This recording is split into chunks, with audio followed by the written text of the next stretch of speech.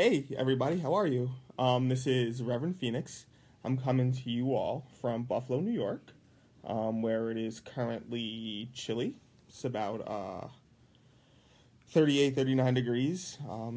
Just getting down off of a really decently sized snowstorm and getting ready for another one coming up.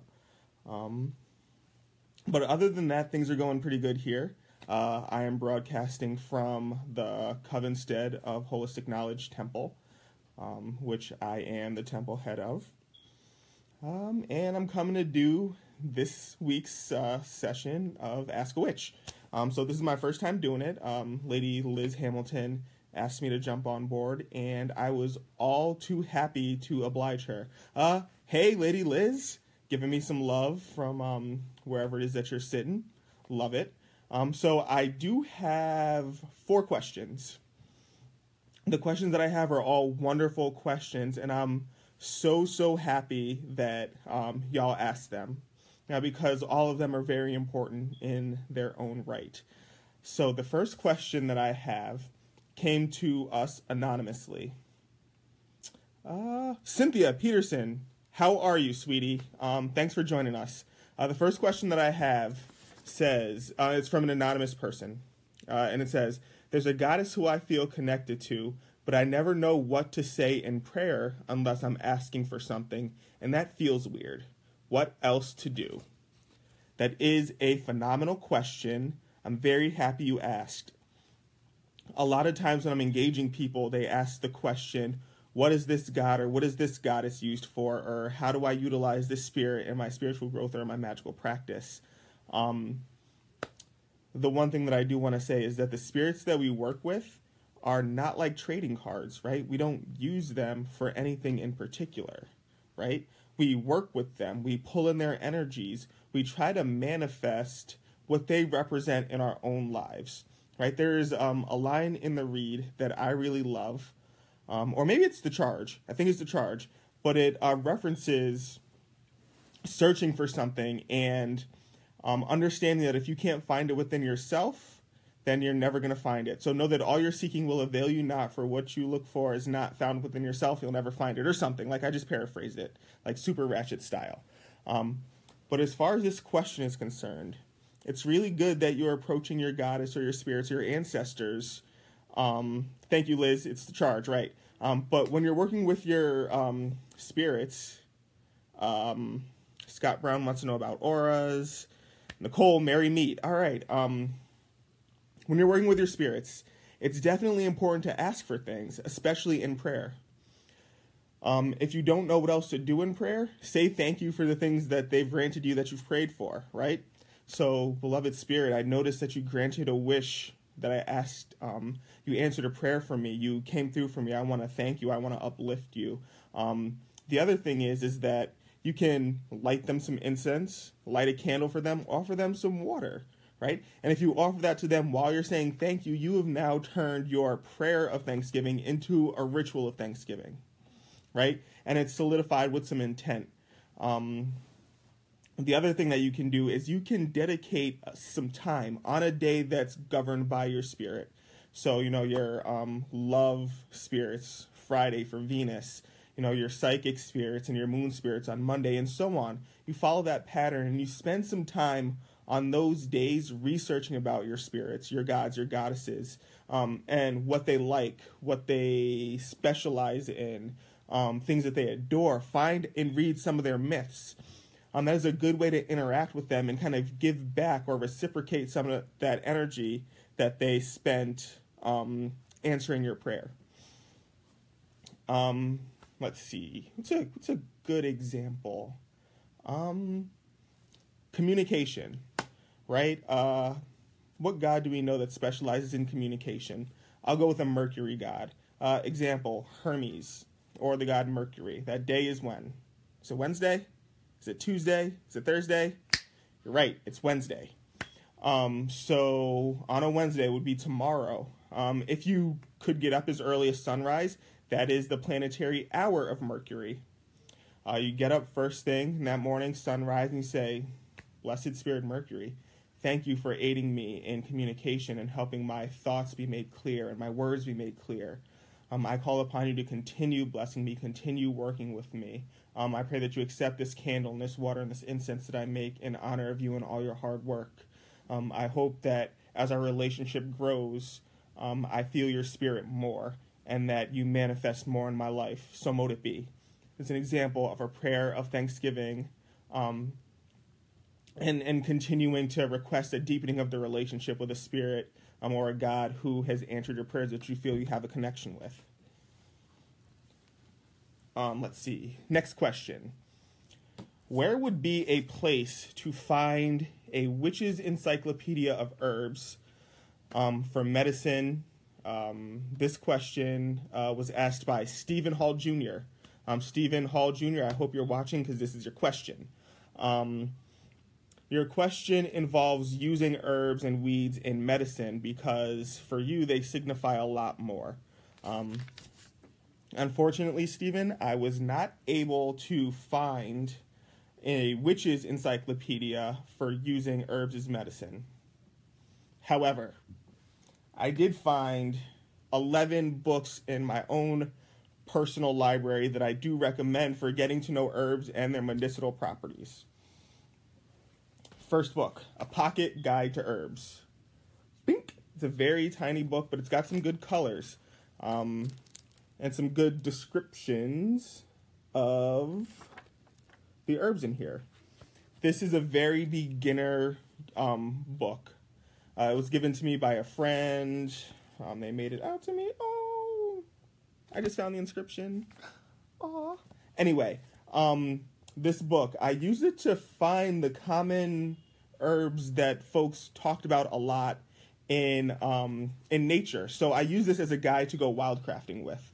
And I suggest that if you are really looking to get into herbs and herb lore, you start there.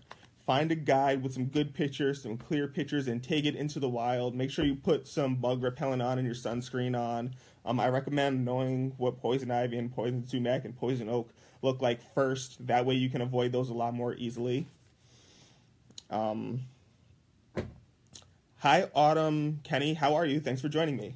The second book that I have is a very sciencey, heady book, but it is one of the most important books that you will read if you are looking to use herbs, tinctures, or any of those kinds of things for medicinal purposes.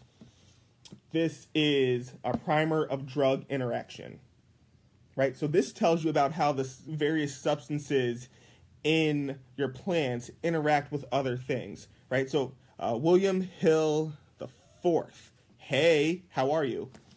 So this book will tell you, one, how medications and drug substances work in your body. It talks about the impact on axons. It talks about digestion. It talks about routes of administration. You know, you're smoking, you're chewing and swallowing, you're intravenous, you're inhaling, right? So this book is a very sciencey, technical book, and I recommend it. I had to use it in my own grad school program when I was doing some psychopharmacology. All the stuff in here applies to herbalism and using herbs and plants and whatnot for modern medicine on the homeopathic kind of front. Furthermore, the One Earth Herbal Sourcebook. Definitely recommend this book. It is a really thick book. This book answers questions about herbalism and herbal medicine that you would never have even thought to ask. Definitely check this book out.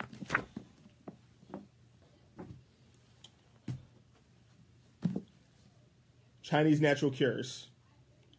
This was a really fun book. I adored this book. I did not read it cover to cover, but I read really deep into this book. This book does a really good job at discussing the traditional methods for remedies and prevention of illnesses from the Chinese perspective. This book does include a complete classification of about 100 herbs. It talks about their uses, as well as other herbal formulas that one could make use of. Also, everything that I needed in this book for my experiments, I could find in Chinatown. So that's a thing. The Complete Herbal Tutor. This is a really good book. This is a more structured book, and it's structured as a course that's meant to help you get closer to a professional level. So that 1001 Natural Remedies. This was a fun book. I didn't make a lot of use from it, but it did give me some ideas about how I would turn my herbal medicine into products. So this book is what gave me the idea to start looking into salves and lotions into body butters.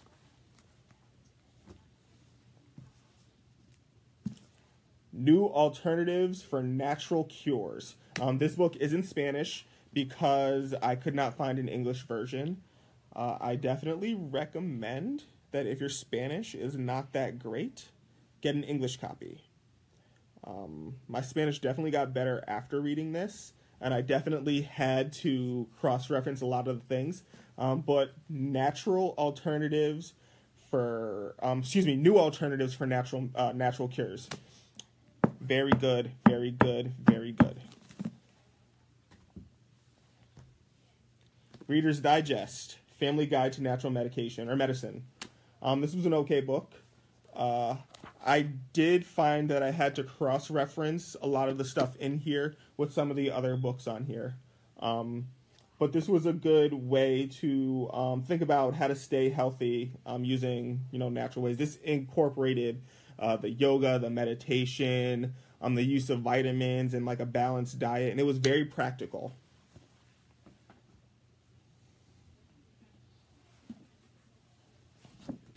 Prescriptions for Nutritional Healing. I did not read this book cover to cover either, but what I did find in this book was this did a lot of making further recommendations on how to use certain things. This actually talked about dosages of the various vitamins that are essential for us. It talked about vegetarian and vegan diets. And it also did a good job of pairing various conditions or disorders with formulas. So in some of the other books, there was, this is such and such and such and such, and it's good for such and such. This talked about the disorders, what the symptoms of the disorders were, so how to recognize it and make a diagnosis, and then also recommended a treatment with dosage amounts. It also talked a lot about the active ingredients in various plants and formulas that would be useful for treating things.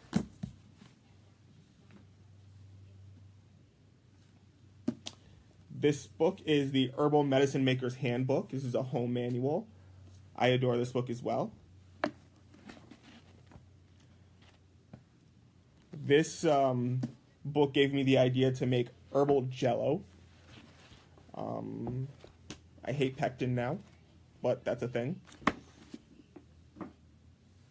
And then last but not least, the last book that I'm about to show you was actually my nutrition class textbook, which went a long way in helping me deepen my understanding of human nutrition, what wellness is really made of. Yeah, Liz, herbal jello. I'm never trying it again, and I'm never asking anyone else to eat it. It wasn't that bad. Casey Santangelo. Nice. How are you? Hope I didn't butcher your last name, sweetie. But yeah, so this last book is Contemporary Nutrition. It's a functional approach. This was a textbook for a course that I took in school. But it's really holistic, and it talks a lot about other ways to maintain health.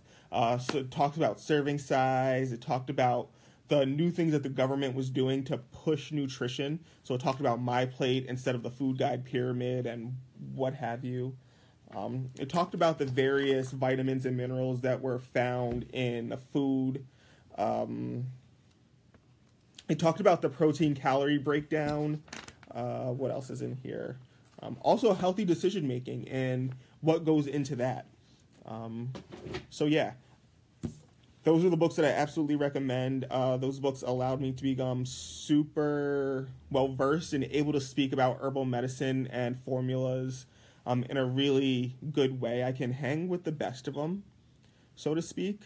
What I will say is that if you are looking to take this seriously, if you're looking to take herbal medicine seriously, if you're looking to take becoming a practitioner of the herbal arts and homeopathy and all that, get professional training.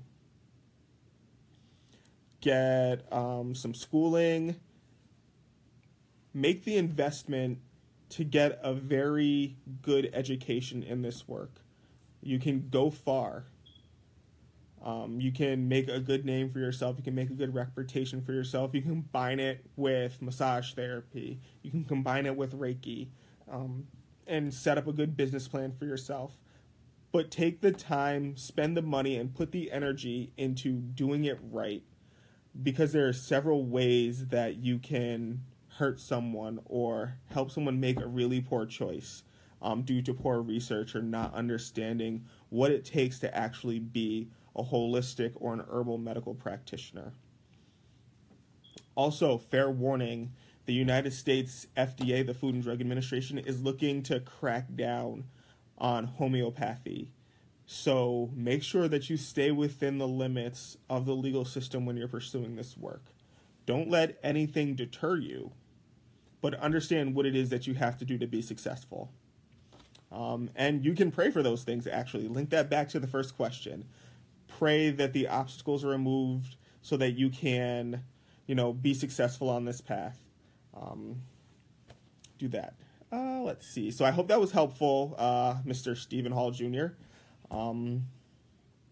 Let's see. Next question. What is your favorite spell? Ooh. Well, what is my favorite spell? I don't know if I have a favorite spell. I definitely like, in Spells for the Second Degree, I definitely like Lord Don's version of the spell to create a golem. And so I actually do use that quite often. One of the spells that I use in my home really frequently is I keep a glass bowl of water close to the front door. And in it, I put some camphor and an anil blue ball.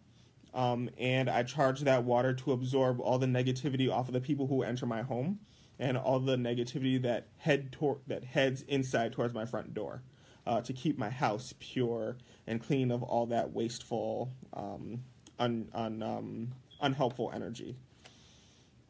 Let's see, what else? Favorite spell. House cleaning. Favorite spell is house cleaning.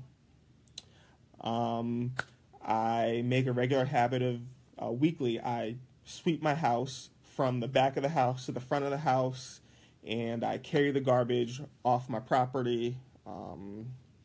That way, and all the while I'm, chanting and singing and dancing and kind of getting my groove on, making a real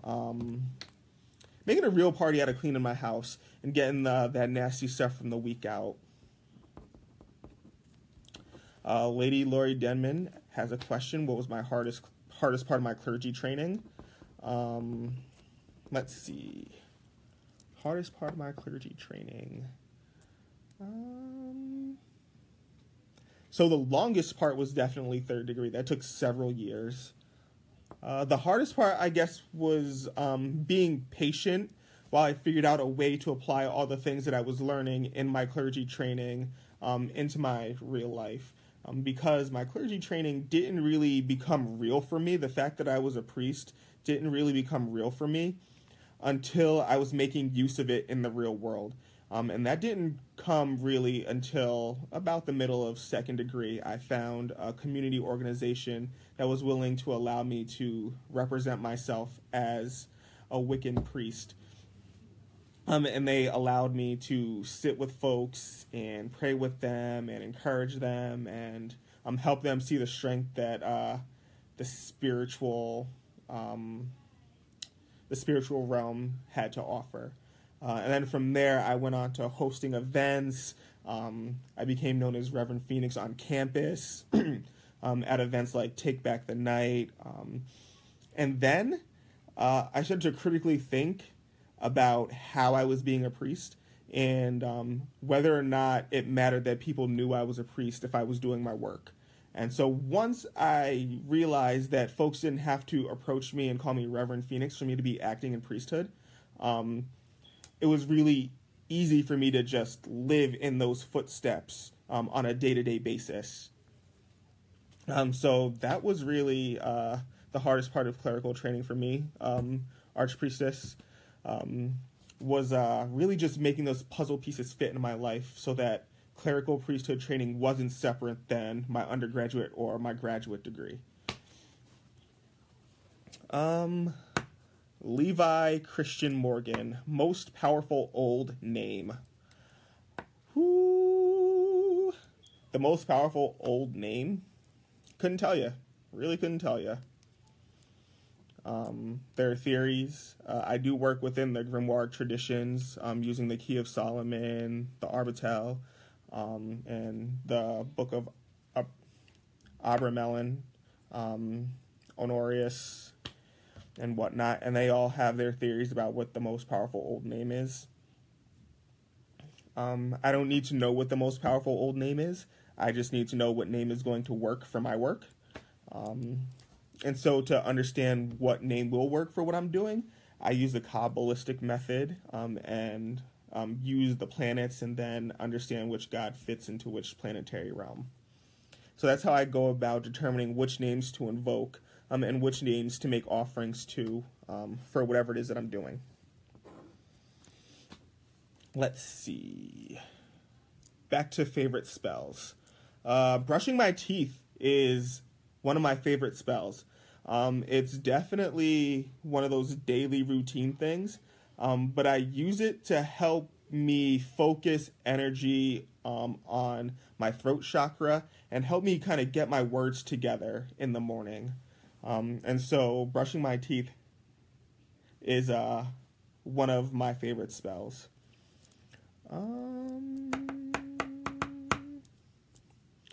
I don't know. That's really kind of hard for me. I like all the spells that I do. Let's see. How do I ground?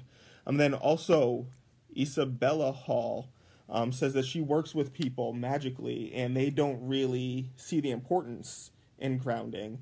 And so she was wondering, does she need to spend time convincing them, or should she just, let them go if they feel fine? I say it's their lesson. Let them learn it. They might be grounding in other ways and not realize it. I personally would not take the time to try to convince people that they need to practice better psychic hygiene. I'll just, no one can teach them better than a migraine can. So it is what it is. You can't really spend too much time learning other people's magical paths for them. But it's really, really noble that you want the best for the folks that you work with. So blessings on you for that. Good job. Let's see. Someone asked a question about auras. Auras are a lovely thing. I believe that auras are super important. The first degree exercises are a really great way to work with those auras. And then there is not a Kabbalistic per se, but yeah, there is like a ceremonial magic way of working with the auras called the middle pillar exercise. And I definitely recommend doing those, drawing down that universal divine light down from the universe right through your energy centers, charging them up, expanding them, solidifying them. Also, using stones in your energetic exercises transmits that energy into your aura and into your shields. So I don't remember what the question was, though. Let's see if I can find it. Who asked it? Let's see. Oh, Scott Brown. What can you tell me about auras? Energetic body. fast answer. I know it's not the most comprehensive answer, but yeah, your aura, the energetic body, hangs out, just so around your physical body. Practice with it, learn how to expand it, and encompass the space that's protected by your aura. You can use your aura to reach out to and communicate subtly with other people, especially if you're having a conversation that's not going the way you want to. You can use your aura to really kind of instill what your real sentiment is. Your aura protects you, keeps you healthy. Yikes! Camera went somewhere. I'm back. That's embarrassing. Anyway, actually now it's funny. So yeah, those are auras. Keep a healthy aura by balancing your chakras, and meditating with some stones that are helpful. Let's see, were there any other questions? Yes, Liz, migraines are really awful.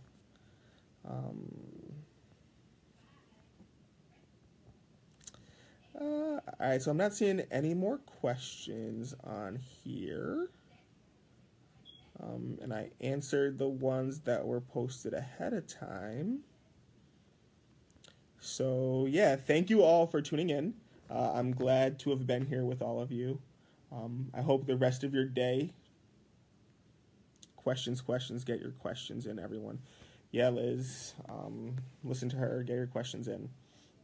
Keep a lookout for the rest of the witches in the Ask a Witch rotation. There's some wonderful people and some wonderful, knowledgeable people who have signed up to participate in the Ask a Witch. And in my opinion, there's nothing better or more valuable than getting experience and getting time with other experienced people who are also on the path. I will say, don't live life alone, right? You have other people who are on paths that are like yours. We're not all on the same path. No, that's not true. We might not even be on the same mountain, but we do have something that we can all offer each other. So take advantage of this Ask a Witch.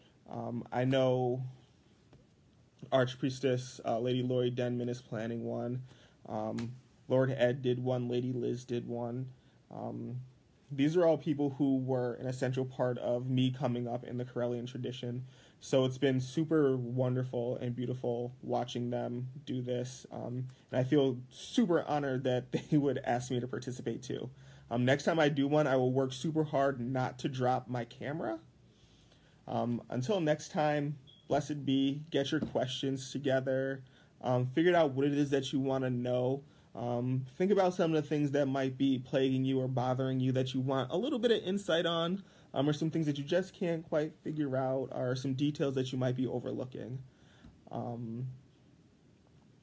Friend me, Phoenix Williams. Friend me. I do these videos pretty frequently on my homepage. So yeah, hit me up, friend me. Keep asking me questions. I'll probably refer you to the next Ask a Witch in the rotation, or for more immediate answers, I can answer you right away.